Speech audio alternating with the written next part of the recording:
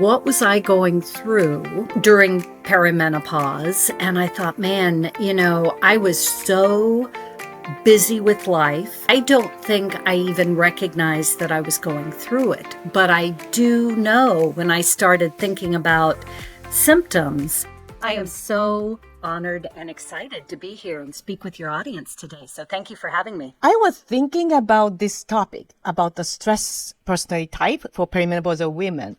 And the reason I brought this topic and I brought you here today is that while I'm working with the perimenopausal ladies, I see so often about the stress they're experiencing, not only their work, but their family. And the reason that CJ is so awesome is that you're helping many female entrepreneurs going through their business like a success coach. Could you tell us a little bit about what you do and how today's topic relates to you?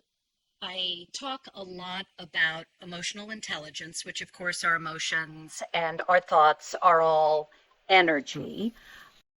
And we're emotional creatures, so it really affects everything we do. So, of course, a lot of what I do relates to the workplace, but we're whole women, and it can also, our emotions and the things going on in our life trickle over into every area of our life. And I was thinking about it before our conversation. What was I going through during perimenopause? And I thought, man, I was so busy with life. I don't think I even recognized that I was going through it. But I do know when I started thinking about symptoms, there was one point when I had horrendous migraines. And I've always been a very healthy person. So it was really notable to me and horrible, debilitating. And looking back, it was that time frame. But I have just so much compassion for women in this age range because it is just all coming at us at once. Yes, that stress, like unconscious stress triggers that your stress hormone like cortisol, and that makes your hot flashes or night sweat, sleeplessness, and anxiety, all these make worse as a compounding effect. This topic is so crucial for many women, not only necessarily like experiencing a certain like a evident perimenopause or menopause symptom, but person like me, we haven't actually experienced that, but I experience also the tiredness too, which will affect your work performance and of course private performance. Could you describe to us what this like typology is all about? Oh, sure. Sure. One of the tools I use to help women not just know themselves better, but then to understand others so we can better navigate our relationships. And this is a tool that helps women improve their emotional intelligence, basically. It's called the DISC assessment. It's based on DISC behavioral styles, and there are 4 styles that start with a D, I, S, or C. I think DISC is so popular and has been around for so long because it is so simple. There's only 4 styles to understand. And I really feel like if it's complicated so you can't remember it, you're never going to apply it. Basically, it's based on 4 personality styles. You may be showing up primarily as one personality style at work, and then differently at home because it's a different environment and you're interacting with different people. The 4 styles, the D is actually only 3% of the population is a natural D style, which stands for dominant or decisive.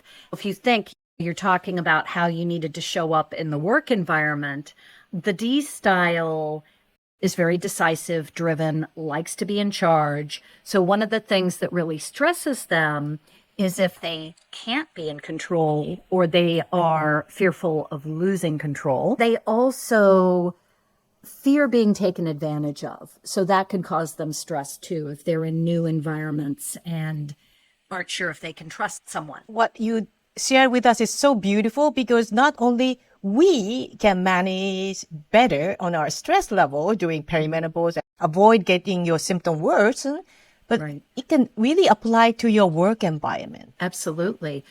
It's good to have awareness and to understand we can't control that other person. A lot of times, what causes us stress in general is our attachment to outcomes or the way we want things to go or the way we want other people to act. And we can't control them, but we can be intentional in how we approach things and try and smooth things out. So the next Yes. style is an I personality. These are known as influencers, and they are only 11% of the population. But you know these folks too, because they're very outgoing, enthusiastic. They're the person that knows everyone in the room, very talkative and social, tend to have a lot of friends. It makes sense, given that personality style, that the things that stress them out the most are being rejected or left out. Not being part of the conversation would stress them and make them feel excluded, which is a stressor for an I style. Right. I can also think about my colleague, about Yes. sense of belonging that makes feel them safe and being respected. Then we have the S personality style. And this is an important one to remember because it makes up 69% of the population. The S stands for steady. Yeah, it is. Most of us, and even if it's not your primary style, you probably have some S in you. And it's a great, great style. S's are very loyal, amazing team members. They're very good at systems. They're steady, loyal, reliable, friendly, good listeners, all those amazing things, all those great qualities. They make great friends. However, when it comes to stress, what really stresses an S out, and I'm sure you know a lot of people like this is very common, change, especially quick, unanticipated change, but needing to change quickly. Yes. Big stressor. Big stressor. So of course, you know, things are always changing, but if you can anticipate change and give an S time to get used to the ideas and embrace them, it will alleviate some of the stress in their world. But yeah, change is hard for an S. I just wanted to ask you, so the change, like unexpected change coming, and in order to ease that, the timeliness or slowing down speed would help? Yes. I usually talk about workplaces. We could talk about a spouse that's an S. You need to give them time to come around to the idea and embrace it. You don't just spring it on them. You mentioned about the spouse, but also we can apply this to the relationship with your kids. Yes, you can. It's actually hugely helpful, hugely.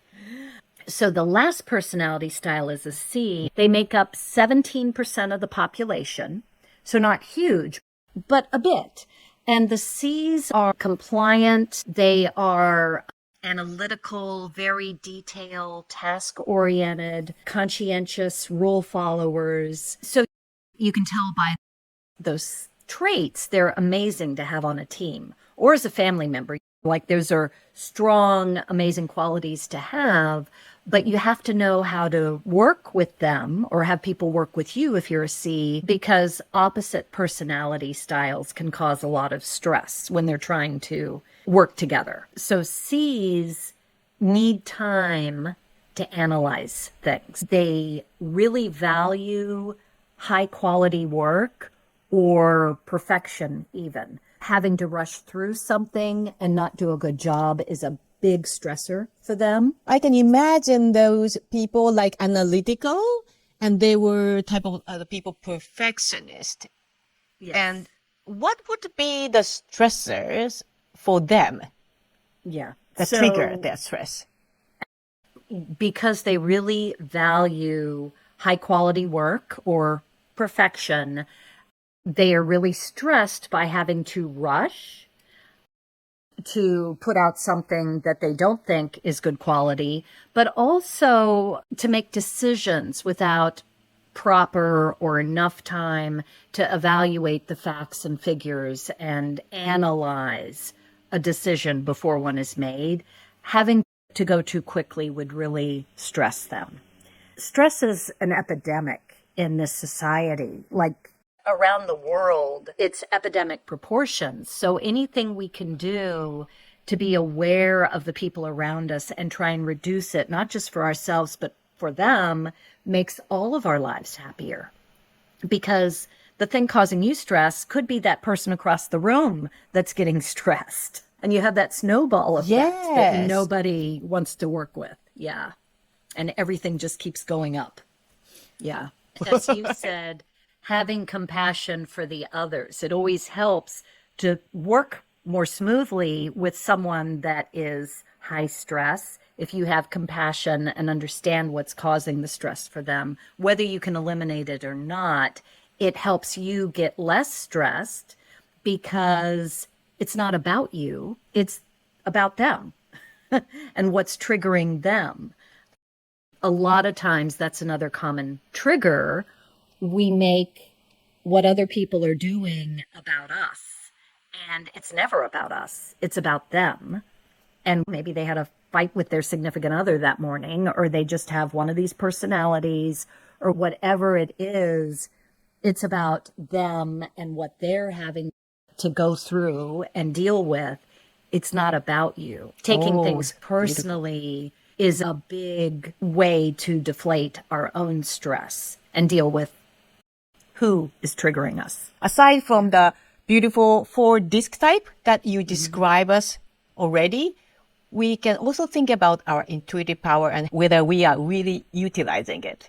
Yeah, absolutely. That trying to step into that male energy all the time and overthink and overanalyze versus just trusting our inner knowing, that makes such a difference. And it depends on what you're doing, of course, because you have to have the facts to convince everyone else on your team. It really helps you trust yourself and have that inner confidence you need to step forward, whether it's in the workplace or leading your family. You want to trust and not be stressed. Yeah. It helps a lot to know styles. I did that as well. Yeah, so we can go on and on about this really deeper into the disc like analysis conversation and how we can utilize it. But especially when it comes back to the women who are experiencing perimenopause or menopause symptoms, just knowing what type of your naturally tendency is and what kind of situation that makes you stressful would help to actually manage yourself and others. The number one thing you can do is try and practice more awareness, because I think especially in this age range, we get so busy and we don't have time to think about ourselves, to just stop and think, oh, I just got triggered. What was that? You don't stop and think about it. So if you take nothing out of this conversation other than trying to have more awareness about what is triggering you and causing stress, once you recognize it, you definitely, it's going to be so much easier to try and bring some of that down. And there's various different ways you can do that. And Miyako's got some great tools, but it starts with awareness. That would be my top tip. Start there. Fantastic. This kind of self-growth exercise would also help navigate your prime years in perimenopause and menopause. And that's so awesome, like a wisdom we get to acquire. If you were feeling really elevated stress or any other kind of emotion where you need to regulate it, or you're going to say something you don't want to, you need to think calmly so that you can be diplomatic and navigate the situation. Take 1 minute and just think about something you're really grateful for. Or 2 minutes would be better. But go into gratitude, because what that does, first of all, is take you out of what you were just thinking of that's stressing you into the now. And then it takes you into a much happier and higher vibrational state. And it just breaks that cycle you're in. It's hugely helpful to just break the spiral, especially if you're about to go into a stressful meeting, or, you have to sit down and have a hard conversation with your teenager or whatever it is. Try that first, to just regulate things a little bit, and then you can move forward a little more calmly. Wow. secret, but- I love it. I love it because so simple. just 1 minute. Who can't have 1 minute Yeah. and allow that gratefulness, appreciation, even like appreciate your air around would be nice to take a breath. Thank you for having me. And thank you to your listeners. I look forward to connecting. Are you ready to take charge of your energy in your prime years and live life on your own terms? Sign up for my free video training series and discover the incredible power you already have to revitalize your body and mind during perimenopause. You can find the link in the description below. You'll learn the secrets that Asian women have been using for thousands of years to alleviate perimenopausal symptoms naturally and feel more alive, vibrant, and in control of your health. Thank you so much for tuning in, and I can't wait to see you in the next episode.